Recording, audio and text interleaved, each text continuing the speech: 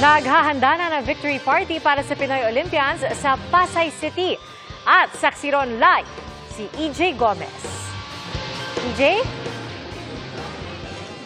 Pia, dito sa photo op at victory party sa Newport World Resorts, nakaabang ang ilang supporters at guests sa pagdating ng ating pinagdiriwang ng mga atletang Pinoy na lumahok sa Paris Olympics. Kabilang dyan ang double gold medalist na si Carlos Yulo at mga bronze medalist na sina Nesty Petesio at Ira Villegas.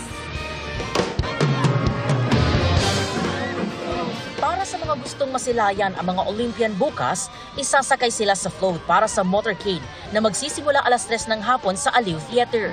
Dadaan sila sa Rojas Boulevard at sandaling titigil sa tapat ng estatwa ni Jose Rizal. Simbolikong pagpapakita ito na sila ang mga makabagong bayani dahil sa galing na pinakita sa Paris Olympics.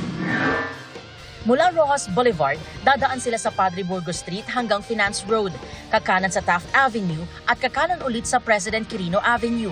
Sadyang kakaliwa ang convoy sa Adriatico kung saan lumaki si Yulo. Saka dederecho sa Rizal Sports Complex kung saan may programang bukas at libre para sa publiko. Ayon sa MMDA, walang isasarang kalye at hindi rin isususpinde ang number coding. Stop and go lang naman tayo. Open lang po siya, pero kung sakali pong uulan, meron pong provision siya na may isasabit na lona. Hanggang alas 5 ng hapon ang parada.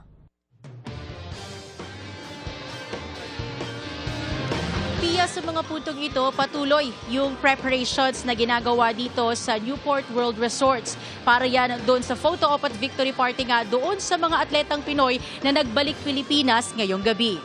Mula rito sa Pasay City, EJ Gomez ang inyong saksi. Mga kapuso, sama-sama tayong maging saksi.